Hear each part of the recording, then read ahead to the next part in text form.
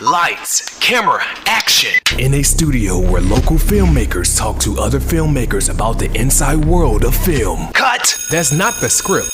It. We'll fix it in post. Do you wonder how films are produced and what really goes on behind the scenes? Well, stand by. Filmmakers Kevin Mumphrey, Victoria V.A. Jones, and Carson Hype Ferguson explain all the details. Right here on It, We Will Fix It in Post podcast.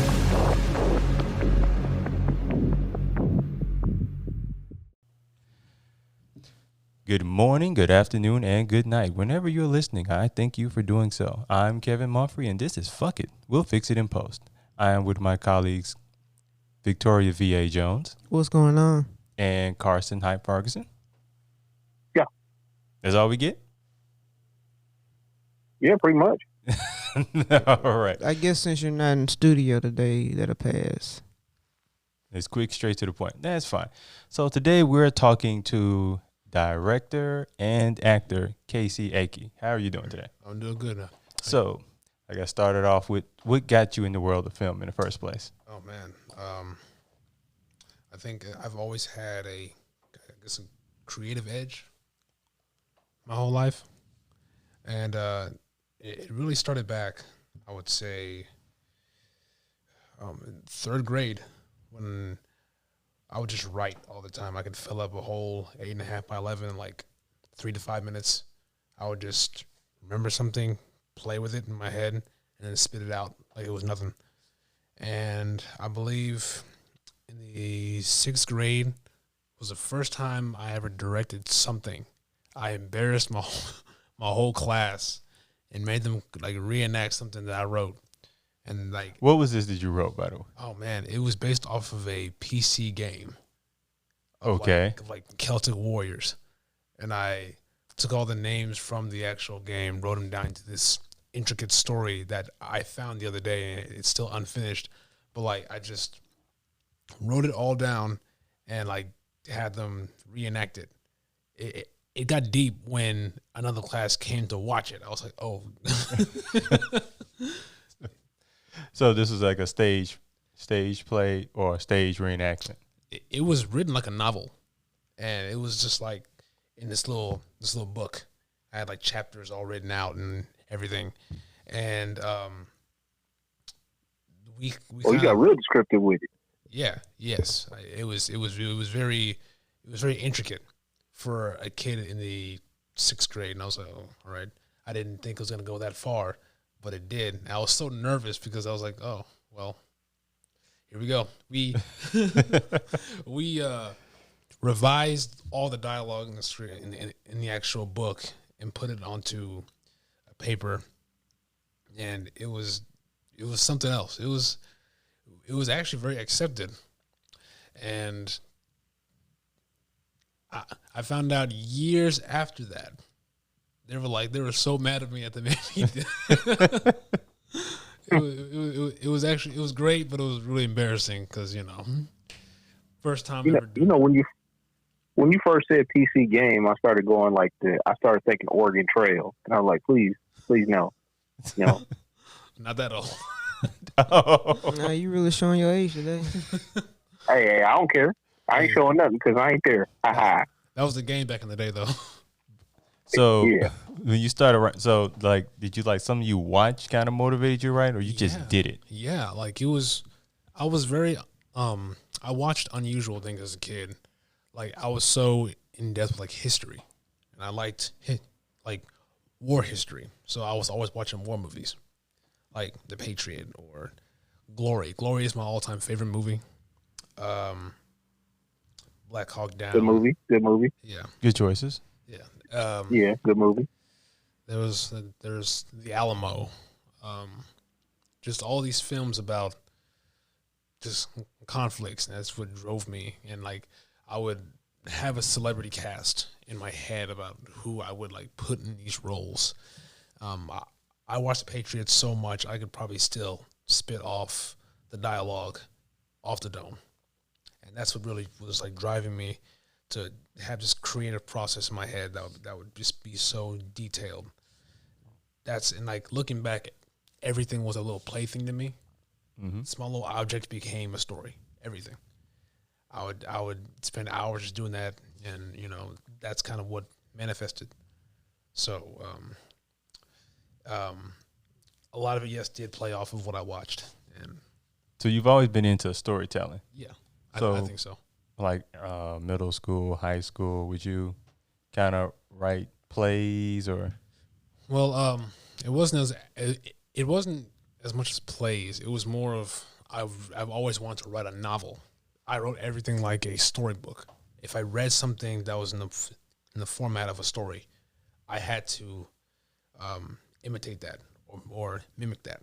So I would just start writing until someone would stop me, and then I'd realize I would get like 40-something pages written and realize, oh, I've just spent like an hour and a half writing some stuff that I just kind of thought of. So when you write, like, how does it form in your head? Are they full pictures, or are they full? Can you literally see it in your head before you put it down on paper? Yes, it's like when you turn on a movie and it fades in from black. It starts going scene by scene, dialogue by dialogue, and I start really painting the image, the colors, the movements, the backstories, everything just starts coming.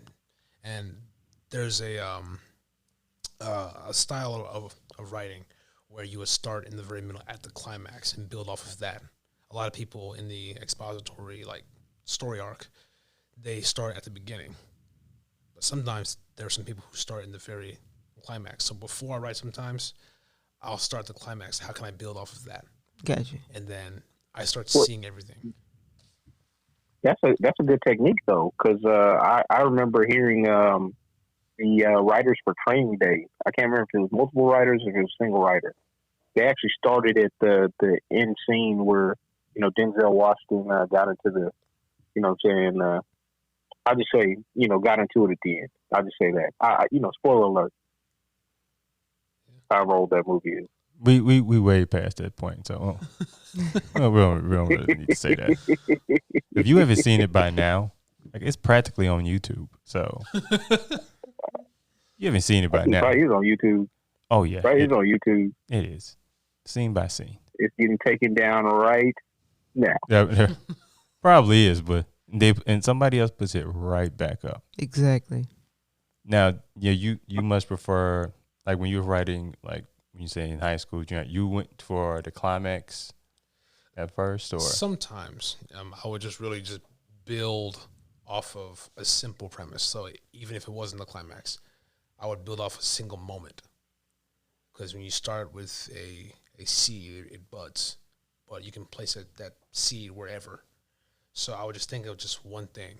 I would always ask myself, what if this was something like, what if ... And then I would have to answer that. What if this? What if that? And what if was always a jumping off point. So if it was just one scene in the whole sequence, it didn't matter if it started in the rising action or the climax. It would have to grow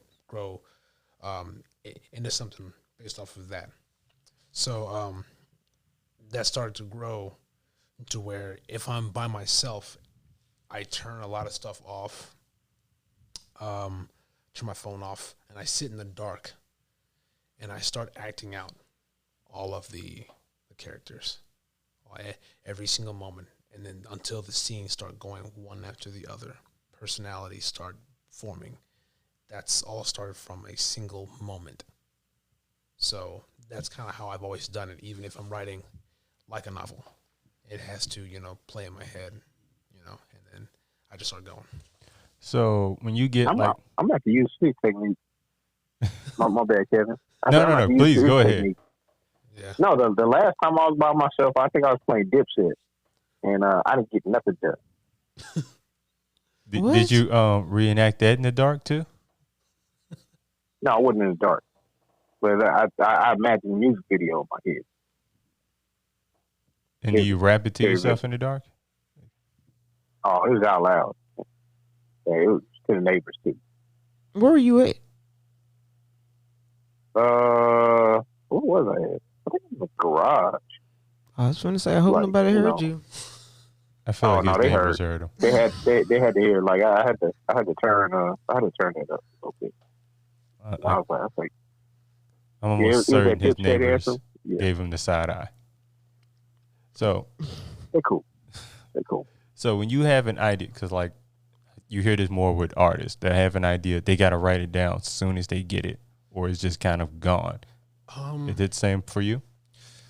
Sometimes, I used to draw a lot of inspiration off dreams I had. I would look at a dream from like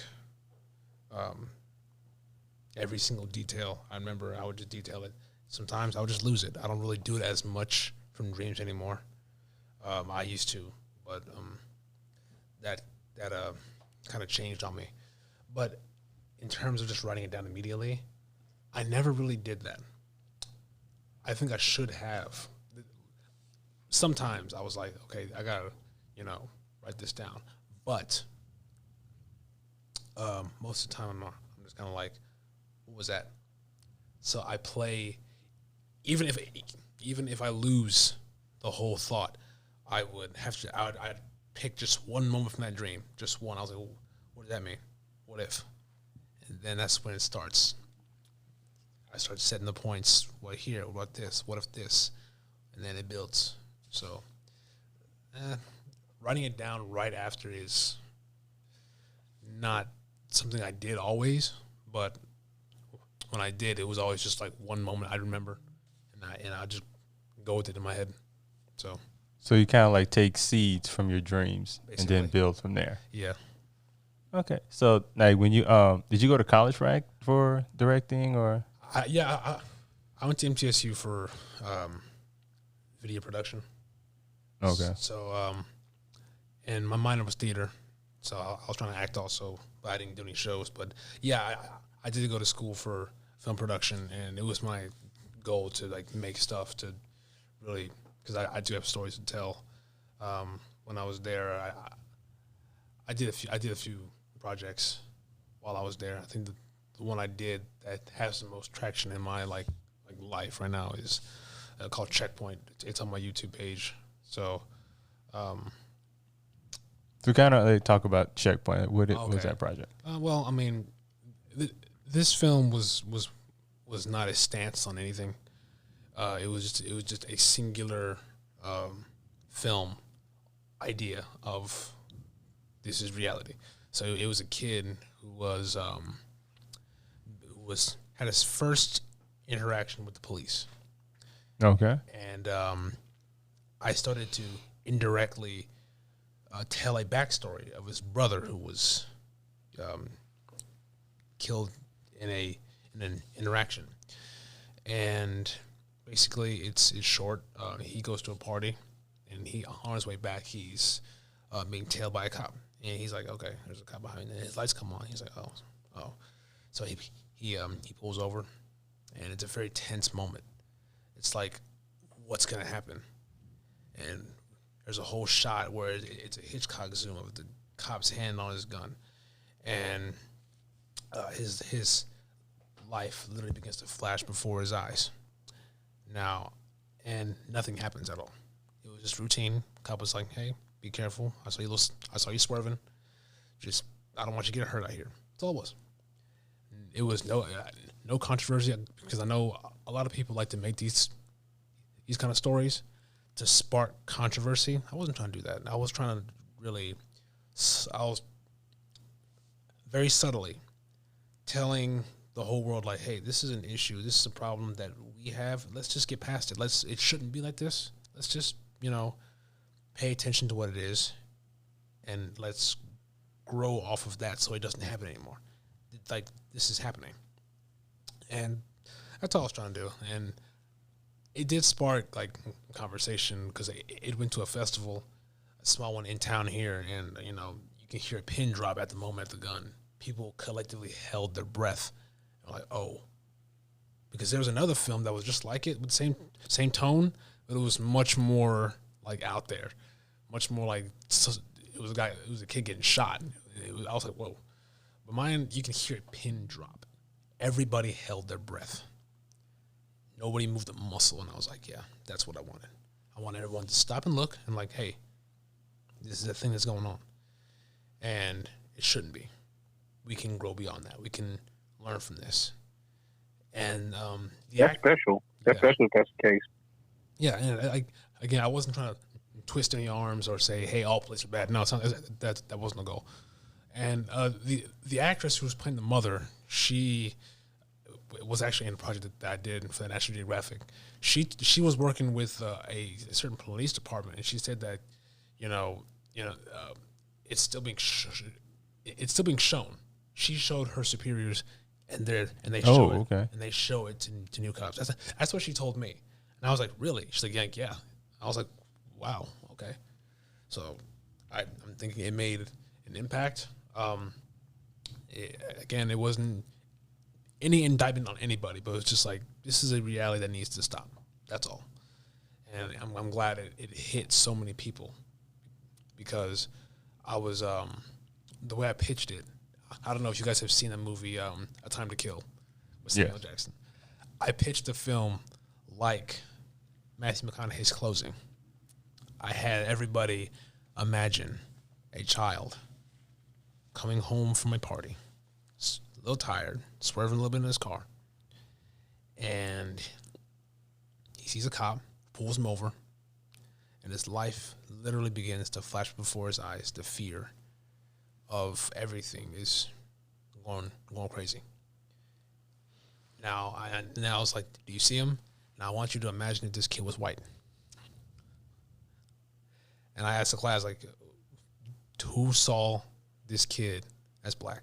Everyone's hand shot up. I was like, boom. So after that, I had everybody just wanted to like, hey, let me help you like make this. I was like, okay, cool. So this is a little bit more of a technical question, and yeah, you can kind of chime in on this. So how do you, like in the film that you made, how do you like technically like create tension?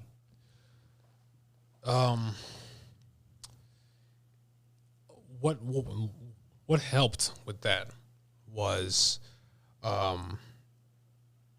guess, the pieces of the backstory, like his brother's picture was there. Another piece of tension that was there was just extending the moment out, letting the moment play out, letting stuff breathe. Because when you hold your breath, sometimes when you hold your breath for a long time, you don't know if you'll catch it. And it's like from the time when he's like, from the time from the cop, like his lights come on to when he is like walking out of the car. Like there was a shot of him getting out of the car. There was a shot of him holding the steering wheel. There was a shot of him looking back. There's a shot of, a slow motion shot of the cop walking up slowly, coming up to where we don't see his face. We see the bottom half of his face. And then, we just see everything just play out, and like the music in the background plays a factor. That's a major factor. It's the music. Yeah. And you can put anything together you want to. Yeah. But if the music don't add up, Right. it's pointless. Yeah, it was so like we used very eerie music. It wasn't scary, but it just kind of like that music that suggests what will happen next. That is a major question that you ask yourself if you're trying to build tension. Well, what's going to happen next? It's going to make you sit very still, because in your mind you're thinking this can go either way. It can go to the furthest of extremes or nothing at all, and you don't know until you see it. Until you see it happens. I think viewers, when they watch a show or something, always try and predict what's going to happen, but they don't know until they see it, and then that's what they want. So it's like I played this out and I extended it like a rubber band. It was either going to snap or I was going to let it back in. So, and you want to see what's going to happen. That's what draws you in. So extending the moment out, making people just sit still. Now, do you extend it, like I said, just with the script, or do you do it with the editing, or even like within that production itself? It's more, I think, of everything. Because when you write a script with something like this, you're not going to get much, like, the script won't be very long. Because what happens in the action blocks, and like it's just writing out, oh, he sits in the car looking at this, and the cop walks up. That's pretty much what you're gonna see. And so I think the majority of it is more on the production day and the editing. I think like the editing plays more of the factor of how to build that tension, but it's also what the director sees in their mind's eye. So what they see, everybody else is gonna see. And I would say, yeah, you have to shoot enough coverage to actually play with it, and then the editing is where like the gold happens, I guess. So out of acting, writing, and directing, which one is your main go-to that you enjoy the most? oh man, that's it's difficult to say because I'm trying to be like a Swiss Army knife. I'm trying to do it all. Right now, I have this acting right now is fairly decent for me right now. I'm like right now directing is like smaller scale right now for me because I'm just doing little scenes for other actors, and that's kind of what I'm doing right now. But still, sometimes I think about it. If I'm helping with like a self tape and I'm helping like direct them on how to achieve a goal, it just starts spitting off my ability to like direct somebody. You know, I think right now I'm liking acting more, but like my home run is probably or what comes I guess naturally is directing. I guess I know everybody wants to be a director. You know, It ain't an easy job. it's not. Everybody want to do it, but it's not an easy Yeah, job. it's not. Well, I think that's because the misnomer is that, hey, if you're the leader, you're in charge. Thereby you're important, and it's like in all actuality, everything's important. Right. Because if the sound's off, if the edit's off, if I don't know the picture doesn't have the right color, like it's not gonna work. And guess Or who it could gets the lack when everything does not go right? The director gets Yep. it. It don't matter. It don't matter if the sound got messed up. It don't matter if the actors messed up. Whose fault is it? It's the director's fault. Yep. I mean, Even along those lines, in some Hollywood productions, when the money people tell the director what they're going to do, or else they're not going to get to make the film at all, and you get a finished product where directors would be like, "Yo, like this is not what I wanted to do," and that's happened a lot too. yeah. Yeah, but someone told me it's like that the actors is a piece of the puzzle, but the director is the person that has to put all the pieces together. Mm-hmm. So, True. Yeah. and it's easier to just to be a piece of a puzzle than to be the one who builds the whole maze. That's just true. Yeah. It looks glamorous, and I don't think if glamour is what you're after, you're in the wrong thing. Definitely. Yeah. Like, Definitely. This is not about fame, glamour, or money. If that's what you're after, leave. And I talked to somebody who was asking me about acting. I said, name me like 5 actors. And he named me 5. That's probably like hundreds of thousands of actors. That's probably the ones you just named that make the money that make. It's probably maybe 5 of them. Maybe at most 10. Yeah. No, like, and it's one of those businesses that 1 year you're getting roles, some auditions doing great. The next minute, nothing. Nothing.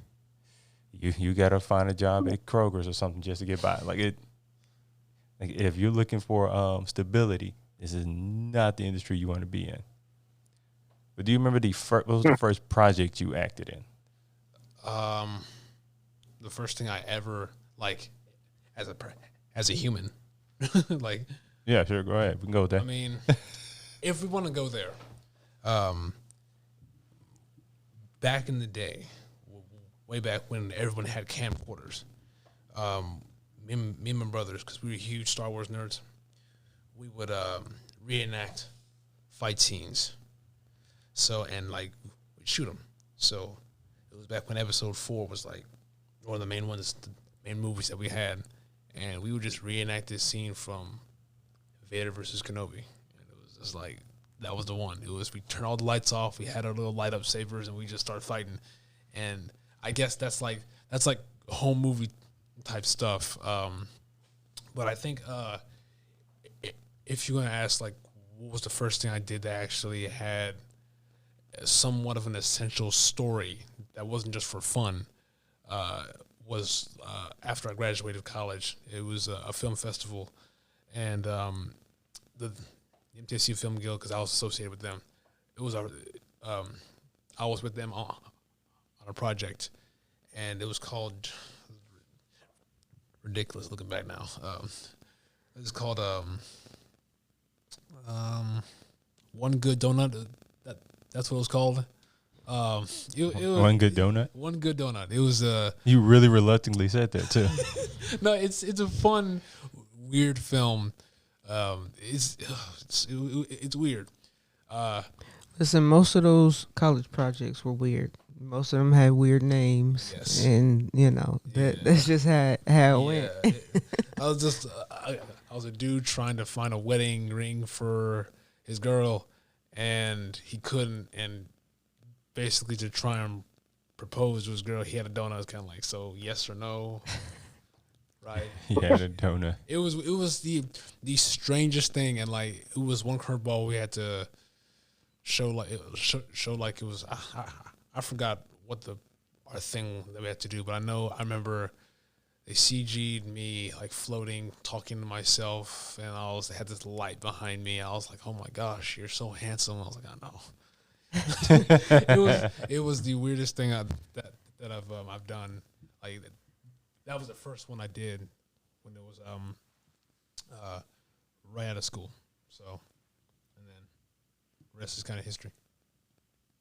So when you kind of started trying to do it professionally, went into like getting an agent. How'd you go about that process? So that was right out of school too, because I had a teacher who was telling me, "Hey, if you want to do this more, there's a person named my agent." I was like, "Okay." So I kind of was looking around, but then I was looking around on how to do this. People were saying, "Hey, you should do classes." Cool. So before I actually like hit up my current agent, I researched studios in Nashville, and I came across this one called the Fourth Wall Acting Studio in Nashville, and I've been with them since. It's been 3 years now, and we just do it's a class, and we act out scenes, and we get practical experience. But then when I found them, I got headshots done. Headshots was also very, very important to actually get. And it was cool because before I actually got the actual headshots done with somebody, that's when I got a National Geographic. I did that. Now, what was this thing with National Geographic that you did? It was called Story of God. Yeah, I'm sure that most people have heard of it. Morgan Freeman shot the scenes here in Franklin, I believe. I shot that. I want to say the January of the next year of when I was looking for an agent. So that was probably like 2019, I believe. But I had 2 rounds of before I get back to National Geographic, but I had 2 rounds of headshots. Next round of headshots I got, that person knew my agent, and she was able to send those headshots to my agent. And even before then, my agent was like, "Hey, if you're not repped by next year, hit me up." She saw pictures, had a meet and greet, and she accepted me. And that National Geographic was something I got before I was repped. So I was contacted via Instagram by somebody, and they're like, "Hey, you want to do this project?" And I was like, "Cool." Usually, that's the start of a really bad story. I'm surprised that it didn't go as bad as I thought, because my agent actually knows the studio who does this. So, and it was before. So looking back at it, I should not ever do that again. But well, it's primary communication for some. It goes down a DM. I don't know if I would have used that wording, but saying. if we're being technical, I guess you're right, but I just wouldn't have used that wording for this situation. If you talk to most agents, they cannot stand when people do that. Because when you go over the head of an agent straight to the actor, that makes them so angry that devalues the actor, saying that they're not worth the pay. You want to just pay them the rate and get them out. It's kind of what that is. So anything that's like in perpetuity, whatever it's called. I think gratuity? Yeah, I think it's something like that. Those are people who are going over the heads of agents and want to pay just a flat rate when the shoot is probably you're worth more. So it's kind of taking the worth away from an artist, saying that, hey, you're only worth like $500, which sounds like a lot of money, or $800 or $1,000, but really that shoot is probably worth 2 times that. And I don't want to make it about money, but you don't want to be devalued. Yeah, I don't want somebody saying, "Hey, you're only worth this." That's kind of that's not a good way to market yourself, or that's not a good way. Man, that's kind of tacky way to kind of present it too. You be like, there's better ways. I think like you'd be like, "Hey, we only have X budget." Because you hear all these starlets that do those indie films because they really like the project, and it's not a lot of money. They were like, "Yeah, I'll do it for whatever your budget is." As long as it's good enough, I guess. Yeah, I mean, a lot of times it's not like that. It's kind of like, "Hey, we're shooting this thing. It pays $800 for this many hours. Send us your headshot and resume. Boom, done." And it's like, okay, that sounds good. Until you get an agent involved, it's kind of like, okay, so my client is worth this much, and let's work something out. And they're kind of like, no, let's, and then that's when the conversation just ends. So if you get an agent involved, the whole conversation is going to change. So it's really people just trying to go over the heads because they don't want the confrontation. So I'm going to go back to the Discovery Channel gig. So what exactly did you do for it? So I was playing a Kenyan businessman named Charles Mooley. And Charles was, he started an orphanage for kids. He had a run-in with some kids while he was going to work one day. And they're asking for money. And he was like, I don't have money. So he just kind of walked off. Those kids got really upset. Got like a rock or a bar and knocked out his window because he was kind of a high roller, I guess. And he came back. He was distraught that happened. So he was driving on the road and he pulled over and he was just so hurt by those kids. He couldn't get those kids out of his head, and he started to cry. He started to get really upset, and he started to pray. He was praying to God like, "What can I do?" He knew he had to do something because he had the actual, I think he was in a better spot to actually do something. So at night he was at his bedside while his wife was asleep, and he was praying again. And from his account, this is what he said. He said, "I looked up and I saw this light appear through my window." He saw a light. So if you watch the footage, there's a light that comes in, and he said that's when he could hear the voice of God tell him what to do. And he created this orphanage, but there was no water, and I think some people got sick or some people died. So I think that's when he prayed, and he got the idea, I'll dig a well. There was no fresh water, no nothing. And when he dug the well, there was fresh water, and the orphanage thrived. I think it's probably still running today. I'm not sure, but essentially that's kind of his story. His run-in with God was he started an orphanage and he gave those kids fresh water to drink and gave opportunities to more children. So, which is pretty remarkable for that era, that generation. It was a really fun show to be on. A hell of a role to play. I mean, yeah, it was. It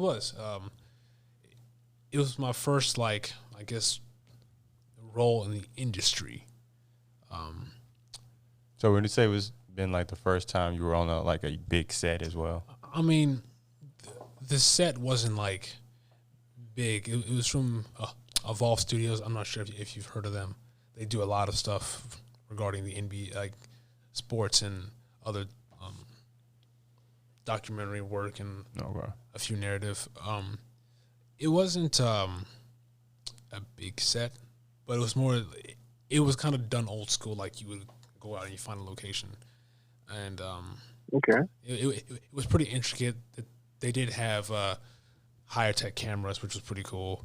A makeup team. They had gaffers. And so you had to get some makeup put on you? Oh yeah, yeah. And it was weird because I had facial hair, and they said let's shave that because Charles had a mustache, so they shaved everything but the mustache, and that because I didn't know what it looked like until like lunch. I put my phone and I was kind of like, oh, is that what I look like?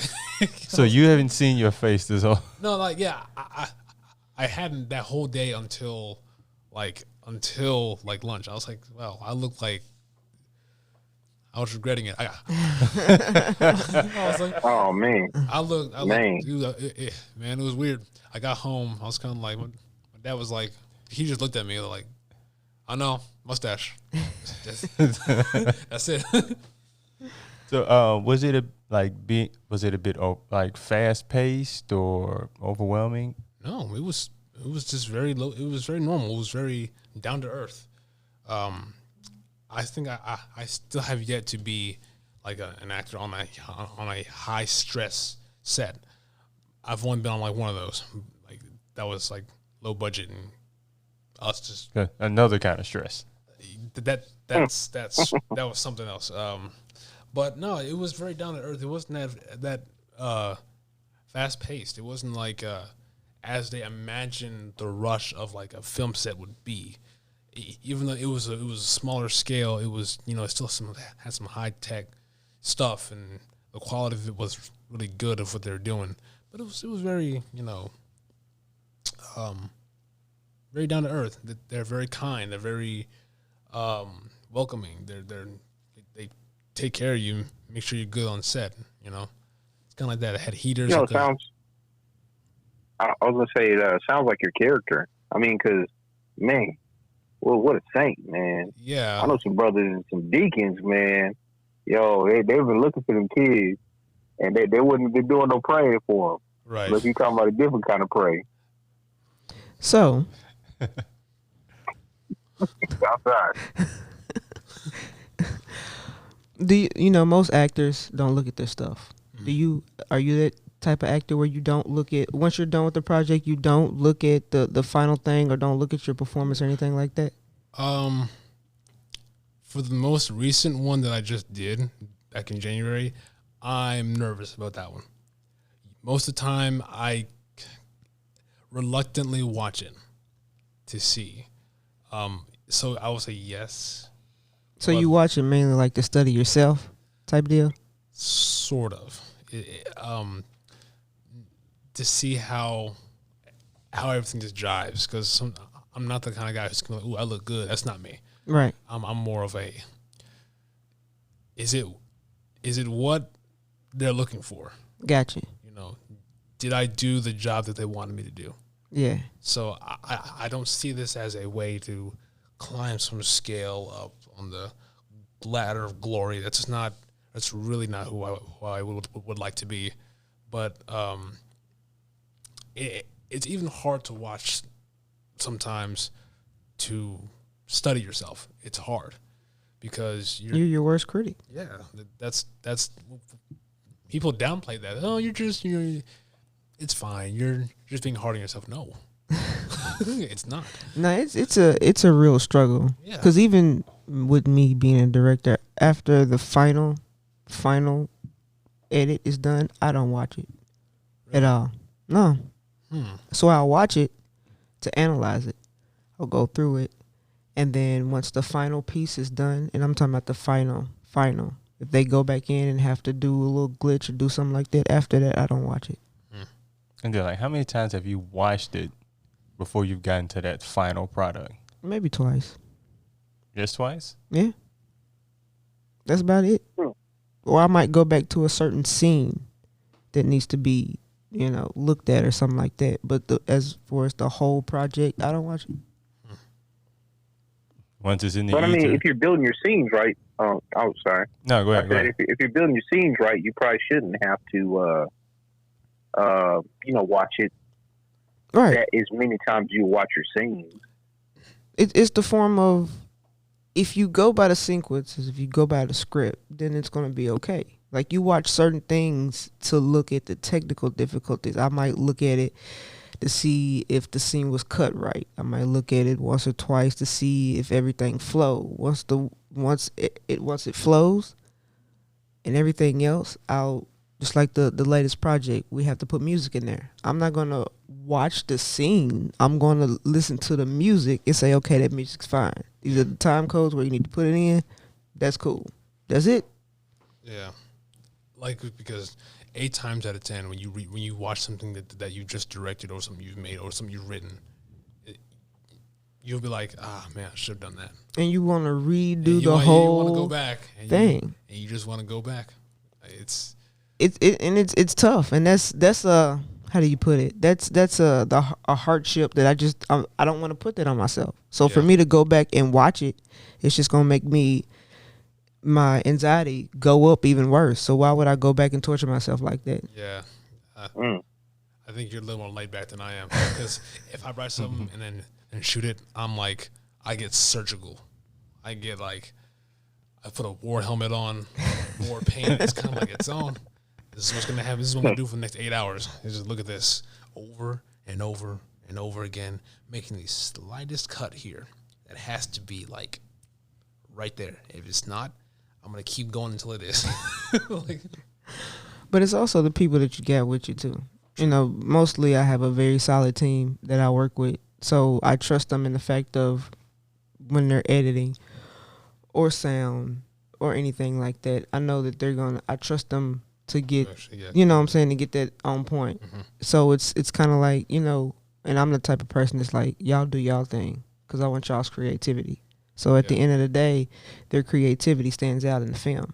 So I'm not going to go back and, try to fine tooth their creativity. Yeah. You know what I'm saying? But I understand where you're coming from, because, especially if you write it, it's a different story. Yeah. And you want it told right. So at the same time, the stories that I've written, I go back and lay it out and stuff like that, and fine tune it. But it's just self-sabotage for me when I sit up there and have to do it over, because I will literally want to go reshoot it. That's the worst. That feeling when you have that slight feeling, maybe I should check their availability. Maybe we can just go back to that just one spot and just kind of add. We can do that one little part, and we'll be all right. Well, it won't take long. Just send them a text. Hey, buddy. So ... So usually you hear like people start off as acting, then they go to the directing. But you going to the directing route, going into acting. So how does kind of going from directing to acting kind of helps you as far as being an actor? When you learn how to speak the language, the one thing that what first off, what actually helped me was knowing how to, know the verbiage of how a film is shot, how to relate, and also how to relate to other actors. Because one issue directors have about like talking to actors or directing actors or going over to actors is they don't really correlate speech. Case in point, making everything a line read. like when you talk to an actor, the worst thing that you can do is tell them how to say a line. Don't do that. Like that's something I know. Like most people will end up doing that at least once, but it's kind of like really learn how to talk to actors, because when you learn that, becoming an actor seems a little easier. There's a pathway, and then once you get in there, you know how to conduct yourself on the set. You know how to talk to other actors, and you become a different instrument when you're acting. So I don't know if that answers that, but just like how to communicate from directing to acting really does help me, I guess. But yeah, I've seen too many times, and I've been directed when it was a kind of more so a line reading that makes it harder. But if you really break things down to a T, I guess that does help. So going back to directing, how do you prepare for your film? What are the steps that you, as a director, what are the steps that you do? Well, for me personally, after I've written it and gone through, I guess, revisions of how I want it to look, and if I have people with me, this is a do you mean like the process of finding actors and doing all that stuff? Yeah. So once you're done writing it, Yeah. Once you're done, you know you got your script. How do you go in the process of finding the right actors? How do you go in the process of when you get your actors and your locations and you go through the script with your actors? How does that go for you? I will try and, because I learned this from somebody. I would try and have like a read through, see how it feels with the actors. I used to use casting calls, and I would like talk to them first, get them in the right mindset, the right mood of how I'm looking of how this story should be told. And once I can tell that they're in the right mindset, we'll meet, we'll go through it, we'll go through all the intricate details of everything. Then locations are, I guess, a little harder because They are. sometimes you get very indecisive. It's kind of like, I like it, but it's not, a piece is not hitting. And me, sometimes it has to all, I'm a weird case, I guess. It all has to be there or something will just be off. Right. So, but, there are times when I just make things work. And I orient the mood of, the short film of Checkpoint, the house location was like, I imagined a long hallway, but the hallway kind of curved and weaves towards the front door. Gotcha. So I was kind of like, okay, I'll make it work. So locations are pretty tough. And the shoot day is always What it is. Yeah, I have. I've got a ritual, and I don't know why. I don't know how this started, but whenever I pull up on a shoot day, I had to sit in my car for a few moments, and I grip the steering wheel real hard, and I just purge it all out before I go. I'm just kind of like, okay, you're the captain. Captains don't jump off the boat. You have to, and I just let everything out. I let all the anxious, and as soon as I open the door, there's no going back. You have to go. So the production is more of like the process of actually making it and being on set. It's a flip kind of switches. It's like you don't know everything, Right. but you know more than you think. That's what Avery Duvernay said, and that's true. So it's more so trying what doesn't work as well as doing the things that do work. Right. Well, you got to improvise too. You know what I'm saying? Because everything is not gonna go your way. Exactly. You can plan it as best as you can, but it's not gonna go the way that you plan. That's just how it goes. Yeah. So you have to be able to switch it up at the drop of a dime because you don't know what's gonna happen. Yeah. Like that happened on checkpoint. It was like in the middle of our shoot because we had a cop car. An actual campus officer was with us, off duty, and there was a shootout on campus. I was like, Go on. it was weird. Like we heard chatter on the radio. We heard pop. Okay, what was that? And then we hear the radio start going off, and the officer gets into his car, and he's like, "What's going on?" And then the producer who was helping me, she was a student. She was like, "Okay, so something's going on." I was like, "What?" And then a few minutes later, we see all these police cars pull up to campus, and we're like, what's happening? Everyone stops. He's kind of like, what's going on? And he's telling, hey, that there's a shootout, or not a shootout, but like a shooting just happened. I was like, now? Like, really? We're like mid-shot, man. And so like a whole group of us were just talking, like, they're asking me, what do you want to do? I was kind of like, we're going to keep going. We'll do this. And it was like we almost lost our officer because he almost had to get into his squad car and go, almost. And it was just like, I was scratching my head. I was starting to go brain dead. It was late. It was cold.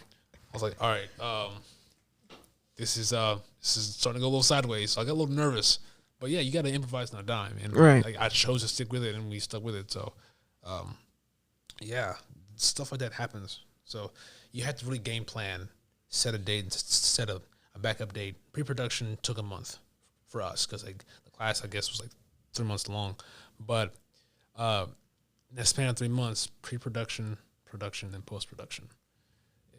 And that's the pre-production part. We sent letters to houses like, hey, we're going to be shooting in this area. Just an FYI. Right. We had to come up with like, hey, food, and this is what we're going to do for food. This is what we had, a small little budget for there. We had to find actors, talk to our actors. We had to get crew. We had to get equipment. And that is the most stressful part, especially on campus because you got other kids checking stuff out. Right. And it may not be there. Oh, Yeah. And then what happened on set was the monitor we had wasn't connecting. So we had to eyeball it off the actual LCD screen. And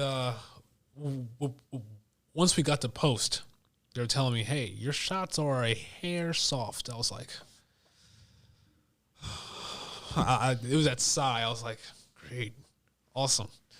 A hair soft. Do we have time to reshoot this? That question started. Yeah, that happens. Yeah, that happens. I was you know what? Hopefully it'll work. It's fine. We're all fine. So you say it's a hair soft. For people who don't know, what is? Soft and sharp. If something's soft, it's kind of out of focus. There's not the texture of the skin won't be as clear. When something's sharp, that's when it's completely in focus, and it's like everything's visible. Depending on the lens and the camera sensor you have, you'll be able to tell the details in their skin. Kind of like that, but it was a hair soft. It was like on the verge of being sharp enough, but it was just that hair soft where we're starting to lose a little bit of detail. I was just like, okay, well, it still worked. It's fine, but shooting in a lower light condition also did play a little bit of a factor in that. So, you get what you get. Right. Yeah. So I want to get back to the shooting. So after this whole shooting situation, how do you kind of like steer your actors and your crew to kind of get them back to focus into finishing this project? We just made a call. I was like, you know what? Let's keep going. It's fine. I was like, guys, it's all good. We're fine. We were a little nervous. Our AD was a little nervous. But it was fine. It worked out. So I kind of just made a call. It was kind of like, let's just go for it. Let's just keep going. Even though the police cars. There was like, what, 7, 8 police cars pulled up on campus. You know, I wasn't going to let that stop us. So, yeah, it was just all a call I made to just keep going. Now, especially people starting out that may be around this area, they never think about going to a acting school. They may not even be aware of it. So, for you, what was the benefits of being in an acting school? This class that I'm in, one, there's immense benefit. So if you're wanting to be an actor and tell those stories and be the instrument of the stories, you need the know-how and the skill. I know that's saying a lot. Everyone's just thinking, oh, I can just show up. No, it's not. Like, acting is not just showing up. You need the skill to actually do it. I think it's necessary. It helps you learn how to, one, you know, well, this is kind of what we do, and some people kind of overthink this, but you find a certain goal, certain obstacle in a particular scene. If you have one scene, you have 2 people in a scene. Somebody wants something from the other. Somebody cares about, or 2 people care about each other. That's like love or power. That's something that's, and then how do you achieve that goal?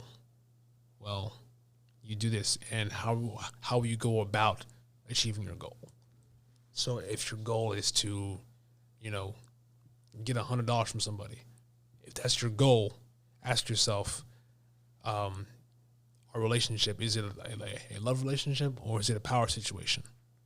Then you find that out. Then how do you get to your goal based off of your actions? If you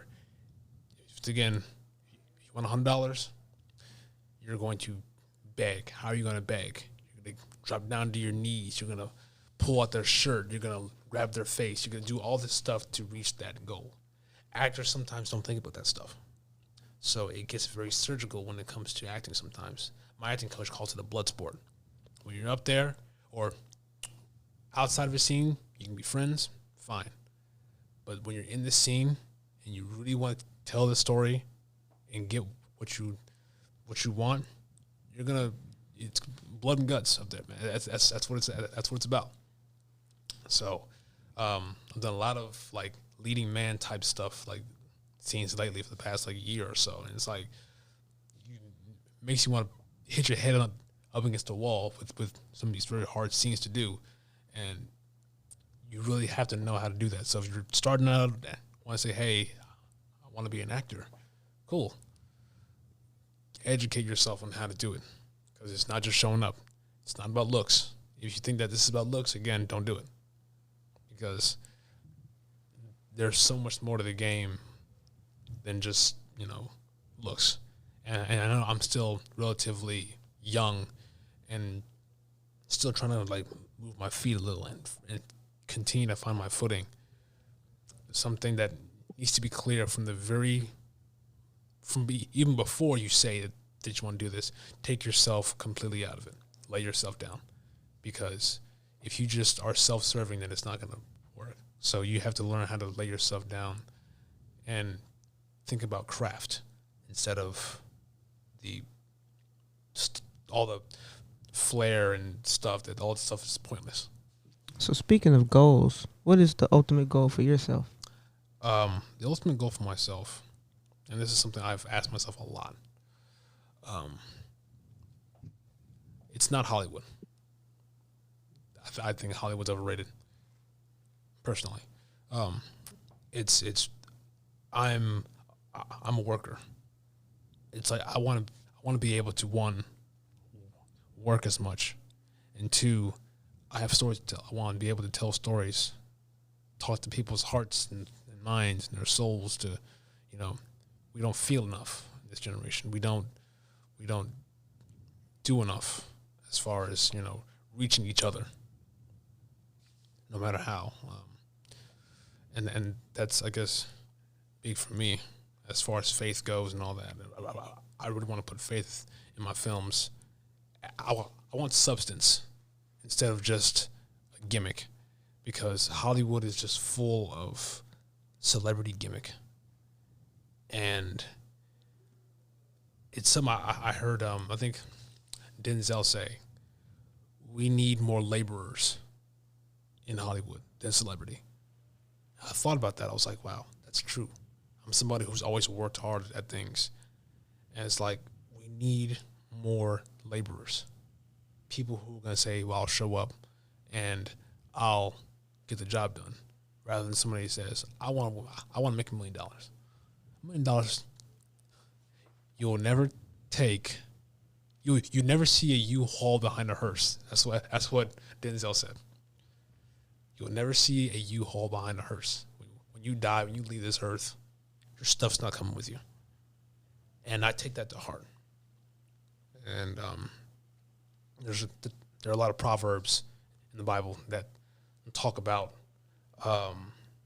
material and how it's completely meaningless, how it's going to afford you nothing. They're all always parables about rich people who will just warnings. You can't. Yeah, there's always a person that, in the words of the great Snoop Doggy Dogg, they got their cups, but they ain't pitched in. Exactly. Only you would bring Snoop Dogg into this. They want the reward, man. Yeah. Well, I mean, look, it ties in. It ties in. It does, yeah. Only you would tie that in. But usually, so our way of wrapping up, we like to ask our guests to kind of imagining themselves winning an Oscar. And they had like a speech in mind and for them to give their Oscar speech. So what would be your Oscar speech? First things first. Thank you, God, for taking the son of immigrants from a small town in Tennessee and putting him on a scale. Only he can do something like that. That's what I would say. I'll just have just a series of thank yous to people who were really just behind this.